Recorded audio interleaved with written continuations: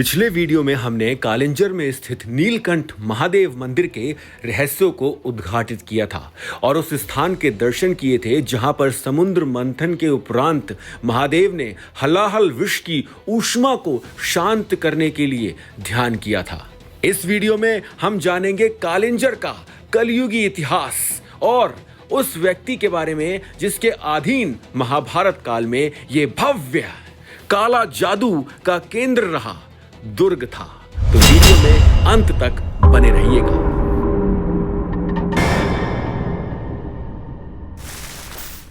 उत्तर प्रदेश के बांदा में चित्रकूट से लगभग 80 किलोमीटर पहले विंध्याचल की पहाड़ियों की चोटी पर विद्यमान है एक ऐसा किला जिसको आज भी बनाना असंभव है। और विश्वास कीजिए, यह किला आज से 2000 वर्ष पूर्व हिंदुओं ने बनाया था। जी हां, आपके और मेरे पूर्वजों ने इस किले का निर्माण किया था। यह कोई साधारण किला नहीं है। इसका इतिहास तो लाखों वर्ष प्राचीन है, परंतु जिस स्वरूप को इस किले के आज आप देख रहे हैं उसका निर्माण 2000 वर्ष पूर्व हुआ था। ये स्थान तो सदियों प्राचीन तंत्र मंत्र विद्याओं से जुड़ा हुआ है। ये पूरा ही क्षेत्र तंत्र मंत्र विद्याओं के लिए प्रसिद्ध था। यहाँ पास में ही मुरैना का वो 64 योगिनी मंदिर है, फिर काकन मठ मंदिर है। ऐसे अन्य मंदिर हैं जिनके दर्शन मैं आपको करा चुका हूँ और जो जुड़ा हुआ है तंत्र मंत्र विद्याओं से। और इस किले के अंदर भी एक ऐसा मंदिर है जो जुड़ा हुआ है तंत्र मंत्र विद्याओं से। अनेकों आक्रमण हुए इस किले पर, परंतु उस मंदिर का कोई कुछ नहीं बिगाड़ सका। हाँ, तोड़फोड़ तो की गई, यही करते थे आक्रांता। ये दुर्ग कोई साधारण दुर्ग नहीं है। समुद्र तल से 1200 फीट ऊंची पहाड़ी पर बना ये दुर्ग लगभग 6 से 7 वर्ग किलोमीटर में फैला हुआ है। इसके अंदर यदि आप जाते हैं तो आप भूल भी सकते हैं कि बाहर कैसे आना है। वो 7 दरवाजे इस किले के आज भी एक रहस्य बने हुए हैं, जिनके कारण अनेकों आक्रांता इस किले में घुसने से पूर्व ही यहां मारे गए। कोई भी इस दुर्ग को जीत नहीं सका। इस दुर्ग को जीतना किसी के लिए भी संभव नहीं है। इसीलिए यहाँ बहुत ही कम लोग आते हैं, क्योंकि जिसको महादेव यहाँ बुलाते हैं वो यहाँ तक पहुंच पाता है। तो प्रवेश करते हैं इस दुर्ग के अंदर, परंतु उससे पहले हमें नमन करना होगा एक वीरांगना को। आज जहां शारीरिक भूख के लिए हमारे देश के कुछ युवा अपने देश, धर्म, माता पिता सबका त्याग करने को तैयार हैं, आज जहां हमारे देश की स्त्रियों को खुलेआम अपशब्द बोले जाते हैं और हमारे देश का युवा जागरूक नहीं होता, वहीं हमारे देश के इतिहास में कुछ ऐसी वीरांगनाएं हुई जिन्होंने अपने धर्म के लिए अपने प्राणों की आहुति दे दी, परंतु आक्रांताओं के सामने कभी समर्पण नहीं किया। उन्हीं में से एक थी वीरांगना महारानी दुर्गावती। माना जाता है इसी कालिंजर के किले में उनका जन्म 5 अक्टूबर 1524 को चंदेल वंश में हुआ था और उनके पिता थे महाराज कीरत सिंह चंदेल, जो कालिंजर के शासक थे, जिन्होंने अनेक आक्रमणकारियों का सामना किया। सन 1545 में जब शेर शाह सूरी ने कालिंजर दुर्ग को घेर लिया, तब भी चंदेल वीरों ने अंतिम क्षण तक संघर्ष किया। इसी युद्ध के दौरान महाराज कीरत सिंह वीर गति को प्राप्त हुए। महारानी दुर्गावती का विवाह कालिंजर से लगभग 300 किलोमीटर दूर स्थित गड़ा कटंगा गोंडवाना के युवराज दलपत शाह से हुआ था। दलपत शाह महान गोंड शासक संग्राम शाह के पुत्र थे। विवाह के पश्चात महारानी दुर्गावती गोंडवाना की महारानी बनी। पति दलपत शाह के निधन के उपरांत उन्होंने स्वयं राज की बागडोर संभाली। महारानी दुर्गावती ने इन आक्रांताओं की सेना को कई बार परास्त किया, परंतु सन 1564 में भेद नीति खेलकर मुगल सम्राट अकबर के सेनापति आसफ खान ने गोंडवाना पर आक्रमण किया। महारानी दुर्गावती ने अद्भुत साहस का परिचय देते हुए मुगल सेना का डटकर सामना किया, कई बार उसे भारी क्षति पहुंचाई, किंतु जब शत्रु की विशाल सेना चारों ओर से घेरने लगी और पराजय निश्चित दिखाई देने लगी, तब महारानी ने आत्मसमर्पण के स्थान पर वीर गति को चुनना अधिक उचित समझा। 24 जून 1564 को रणभूमि में लड़ते हुए उन्होंने अपने प्राणों का बलिदान दे दिया और उनके पुत्र वीर नारायण को भी वीर गति प्राप्त हुई। भारत के इतिहास में महारानी दुर्गावती केवल एक रानी नहीं, बल्कि साहस, स्वाभिमान और मातृभूमि की रक्षा के लिए सर्वस्व अर्पित कर देने वाली अमर वीरांगना के रूप में स्मरण की जाती हैं। ऐसी महान वीरांगना को मैं नतमस्तक होकर नमन करता हूं। आइए अब प्रवेश करते हैं इस दुर्ग में। आप सभी से मेरा हाथ जोड़कर एक अनुरोध है, ये धार्मिक यात्रा ऐसे ही चलती रहे, हमारे इतिहास को मैं पुनः एक बार आपके सामने प्रस्तुत कर सकूं, तो उसके लिए आपको मेरा साथ देना होगा। आप चाहें तो मुझसे ये ई बुक्स खरीद सकते हैं। इसमें आपको ऐसा इतिहास मिलेगा जो संभवतः आपको कोई नहीं बताता, जो हमारे सनातन धर्म से जुड़ा हुआ इतिहास है। इन ई बुक में किसी किसी का मूल्य है 51 रुपए, किसी का 101 रुपए और किसी का 21 रुपए। ये आप मंगवा सकते हैं व्हाट्सएप के माध्यम से, फोन पर आपको मिल जाएगी। ये ई बुक्स हैं या फोन में ही पढ़ सकते हैं। और यदि आप समर्थवान हैं, यदि आप धनवान हैं, यदि आप अच्छा कमा लेते हैं, तो आप इस चैनल के मेंबर बन के भी मेरी सहायता कर सकते हैं और आपको भी इसका पूर्ण लाभ मिलेगा। और यदि आप मेरी वित्तीय सहायता करना चाहते हैं तो जैसी प्रभु की इच्छा। सतयुग से संबंधित एक ऐसा किला जिसके बारे में बहुत कम लोग जानते हैं, क्योंकि यहां तक पहुंचना थोड़ा कठिन है, जिसको जीतने गजनवी आया, यहां से हार कर गया। तत्पश्चात कुतुबुद्दीन ऐबक आया, डेरा लगाया बाहर, यहां पूरे महल के चारों ओर लेटा रहा और फिर संधि कर गया। फिर आया हुमायूं भी यहां पर डेरा डाले रहा कई 3-4 महीने तक। तत्पश्चात हार कर मुंह लटका कर वापस लौट गया। अफगानिस्तान में एक कबीला होता है सूर, उसका एक शासक था रशीद खान, जिसे यहाँ के लोग कहते हैं शेर शाह सूरी। मेरे को यहाँ पर एक स्थानीय निवासी मिल गए। शुभ नाम क्या है आपका? मेरा नाम है अयूब। अयूब खान जी। अच्छा, और यहाँ आते रहते हैं आप? जी आते रहते तो हैं। यहाँ के बारे में कुछ बताओ। यहाँ मतलब अच्छी जगह है। ये शेर सूरी के समय का किला है। 1545 में यहाँ आया। इस किले के बाहर अंदर तो आ नहीं पाया, किला इतना ऊंचा है, कैसे आ पाएगा? किला ऊंचा ही नहीं, शक्तिशाली भी था, क्योंकि यहाँ तो काल भी हार जाता है। यहाँ आया, बारूद उठाया, बारूद लेकर गोला मारा और वो गोला दीवार से टकराकर फिर गिरा और शेर शाह सूरी यहीं मारा गया। इस किले का रहस्य बहुत गहरा है। यहाँ काल भी आकर हार जाता है, तो इन आक्रांताओं का क्या? ये देखिए इसकी कितनी मोटी दीवारें हैं। देखिए 1.5 मीटर का मेरा हाथ होगा, तो ये 1.5 मीटर चौड़ी है। और ये देखिए यहाँ से ये पूरा दृश्य दिखाई पड़ता होगा, जो सैनिक यहाँ पर खड़े होते होंगे अपने शस्त्र लेकर।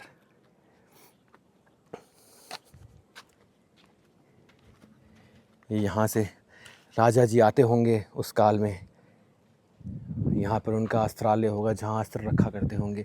बहुत बड़ा दुर्ग है ये, बहुत ही बड़ा, छोटा मोटा दुर्ग नहीं है। और यहाँ पर आज जैसे छोटे छोटे गांव हैं, उस समय भी संभवतः राजा की प्रजा का यहाँ पर वास होगा। वो पूरा मार्ग था आने का, अब तो वो क्षतिग्रस्त हो गया है, वो पूरा मार्ग था। ये देखिए भव्यता है इस किले में। ये सैनिकों के बैरक थे और यहाँ से आप आएंगे तो ये मुख्य द्वार था, परंतु ये द्वार सिर्फ राजाओं के आने के लिए था, आक्रांताओं के नहीं, शत्रुओं के लिए नहीं। ये छोटा द्वार है, ये सिर्फ राजाओं के आने के लिए था। और यहाँ पे लिखा हुआ है रक्षा प्राचीर प्रवेश द्वार। सुरक्षा के लिए राजा पीछे से यहाँ पर आते थे और ये यहाँ बैरक थे। और ऊपर से आपको दिखाता हूँ दुर्ग के ऊपर। अब मैं और ऊपर आ गया हूँ, यहाँ से आपको साफ साफ दिखेगा। ये देखिए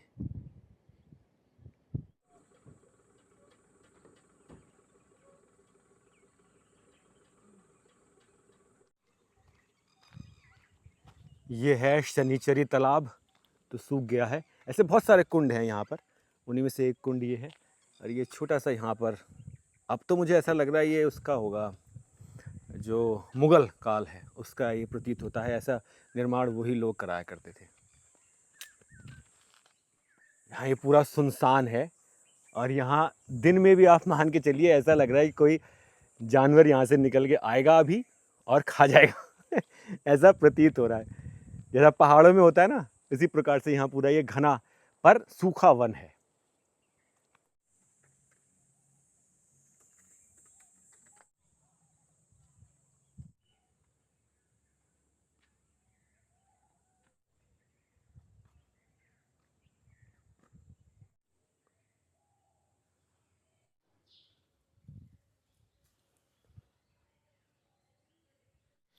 बाहर तो लिखा है बैंकेट बिहारी मंदिर, बांके बिहारी मान सकते हैं, परंतु यहाँ अंदर कुछ नहीं है, सुनसान किला है, खाली पड़ा है बिल्कुल। यहाँ अभी ऐसा है, जब ये राजा महाराजा यहाँ रहते होंगे चंदेल वंश के, तो कैसा होगा ये इतना इतना बड़ा किला, कैसे इसको मेंटेन कैसे करते होंगे।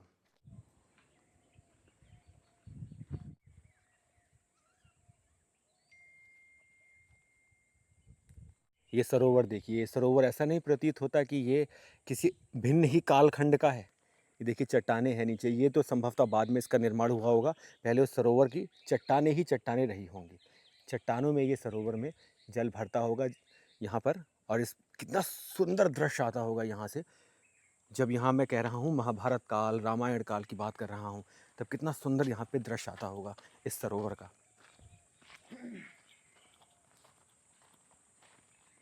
प्राचीन बरगद का पेड़, बरगद के पेड़ के सामने ये भव्य सरोवर। ये एक विष्णु जी की मूर्ति है, ये दिख रही है आपको, शैया पे हैं।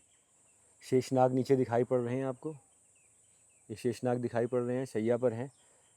कौमुदनी गदा भी है वहाँ पर, कुछ कुछ चीज़ें यहाँ पर शेष है, बाकी सब खंडित हो चुकी है। आइए आगे बढ़ते हैं। ये बरगद का पेड़ है, बहुत विशाल और प्राचीन।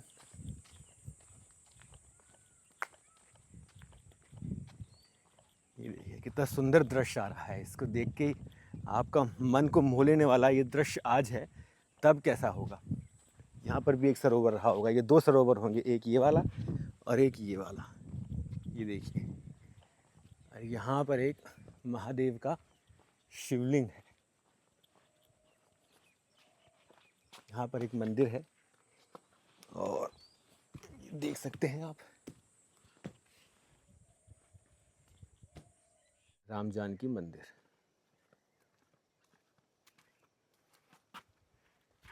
ये ऐसी स्थिति में नहीं है कि मैं आपको दिखाऊं, क्योंकि वो अभी ठीक से निर्माण नहीं हुआ उसका। तो दोस्तों, अब जो मैं आपको बताने जा रहा हूं वो महाभारत काल से जुड़ा एक ऐसा रहस्य है जो कोई नहीं जानता।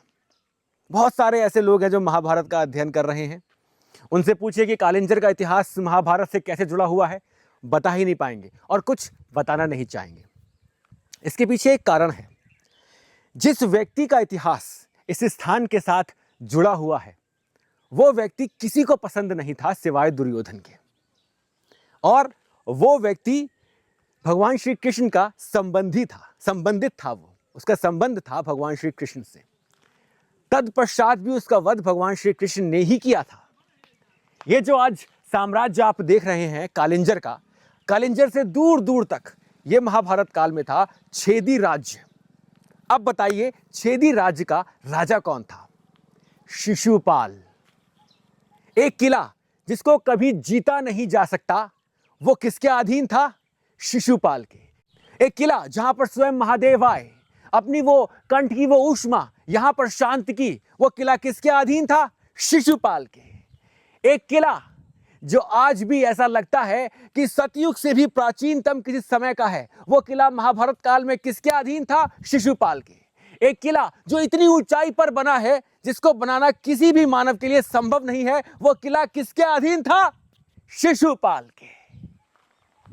महाभारत काल में यह किला शिशुपाल के अधीन था। जब शिशुपाल का वध हुआ, महाभारत का युद्ध हुआ, तत्पश्चात जाके यह किला पांडवों के अधीन आया, और यहां पर पांडवों ने फिर भिन्न भिन्न प्रकार के मंदिरों का निर्माण किया। कुछ लोक मान्यताएं हैं, वो ये बताती हैं कि शिशुपाल भी महादेव का ही भक्त था, और इसीलिए वो भगवान श्री कृष्ण से तो वैसे भी चिढ़ा ही रहा करता था, परंतु महादेव का भक्त होने के कारण उसको घमंड भी था कि मुझे महादेव से वरदान है। जब वो पैदा हुआ था, जन्मा था, तो उसके 3 आंखें थी, 4 हाथ थे। जब वो भगवान श्री कृष्ण की गोद में गया तो भविष्यवाणी हुई कि जिसने तुम्हें सही किया है वही तुम्हारा वध करेंगे। तब शिशुपाल की माता जी ने भगवान श्री कृष्ण से कहा कि इनको क्षमा कर देना। तो भगवान श्री कृष्ण ने कहा 100 भूल इसकी माफ करूंगा मैं, 100 भूल इसकी क्षमा करूंगा मैं। और 100वीं भूल पर, 101वीं भूल पर, 100वीं नहीं 101वीं भूल पर अंत हो जाएगा। इतनी भूल क्षमा करने के उपरांत भी शिशुपाल को यह समझ नहीं आया कि वो किसके सामने खड़ा है, किसका अपमान कर रहा है। महाभारत काल से जुड़ा एक ऐसा रहस्य जो आपको किसी ने नहीं बताया होगा, कालिंजर का किला महाभारत काल में सर्वप्रथम शिशुपाल के अधीन था। कैसा लगा आपको ये वीडियो? सच बताइएगा, कमेंट सेक्शन में बताइएगा कैसा लगा आपको ये वीडियो। अच्छा लगा हो तो चैनल को सब्सक्राइब करना तो बिल्कुल मत भूलिए, चैनल के मेंबर बनना तो बिल्कुल मत भूलिए। मैंने कुछ ई बुक्स लिखी हैं महाभारत रामायण और अपनी जो भी मेरे को एक्सपीरियंसेस होते हैं, अनुभव होते हैं, उस पर वो ई बुक्स आप मंगवा सकते हैं व्हाट्सएप के माध्यम से। ये व्हाट्सएप नंबर है, इसके लिए मैंने 51 रुपये रखे हैं। और जो धर्म सेतु है वो मात्र 21 रुपये की है। वो धर्म के बारे में आपको ज्ञात कराती है। आपके बच्चों के फ़ोन में वो अवश्य होनी चाहिए। भयंकर गर्मी में आपको आपके इतिहास का ऐसा प्रत्यक्ष रूप से प्रमाण दिखाया है जो संभवतः आपको कोई नहीं दिखाता होगा। तो आशा करता हूं आप सहयोग करेंगे और वित्तीय सहायता भी करेंगे, जिससे कि ये धार्मिक यात्रा चलती रहे। कमेंट सेक्शन में हर हर हर महादेव, हर हर महादेव, गला सूख गया है, हर हर महादेव लिख कर जाइए।